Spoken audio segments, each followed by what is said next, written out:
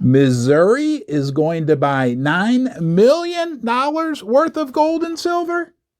This is a big deal for silver investors, gold investors, precious metal investors in general. There is a movement sweeping the United States of America where states are working to reclaim their constitutional right to use silver and gold as money. And this movement is picking up momentum, and it can have major ramifications for the precious metals markets. It can have big ramifications for you as well. Let's dig into the details and see what this means for you and for the country as we work through this major transformation. Just yesterday, that would be Thursday, February 9th, 2023, the Missouri Senate passed a bill that would take important steps towards treating gold and silver as money. It's not just Missouri. We have Utah that's already done this, Nevada, Wyoming, okay? And what are the ramifications of this? What does this mean for us investors in gold and silver? Gold and silver can be used as money. That's the biggest initial change, which is a result of this legislation. And think about it. Wasn't that kind of outlined for us in the U.S. Constitution to begin with? Aren't we just reclaiming the rights that were given to us by our founding fathers? The next big change would be the elimination of the capital gains tax on gold and silver. The fact that there's even a capital gains tax now on gold and silver is absurd. Gold and silver are money. They are the original forms of money. How can you tax a quote-unquote gain on gold and silver? Well, the only way you can do that is if you measure it in some fiat, make-believe currency. Nonetheless, this would eliminate any capital gains tax on gold and silver. And very interesting that in Missouri, this would also prohibit any public entity from requiring payment in the form of any digital currency, including central bank digital currency.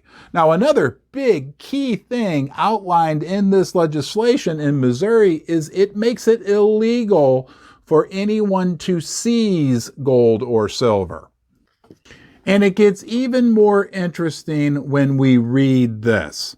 The proposed law also includes provisions to require the state to invest not less than 1% of the funds held in the budget reserve fund in gold and silver.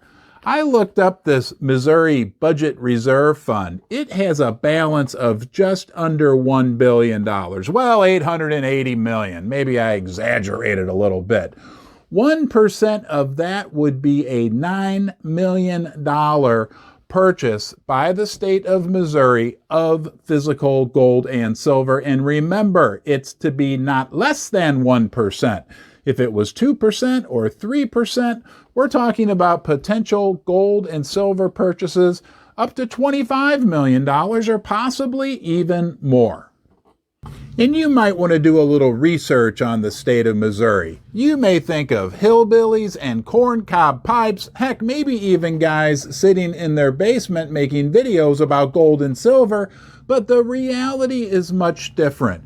Missouri is home to two major cities, St. Louis and Kansas City. There are major corporations headquartered within the state of Missouri. It is a massive economy, and the fact that Missouri is, again, leading the way with this type of legislation is material. And this wave is sweeping the country on many levels. We have Missouri, making gold and silver actual legal tender, or the legislation working its way through the process.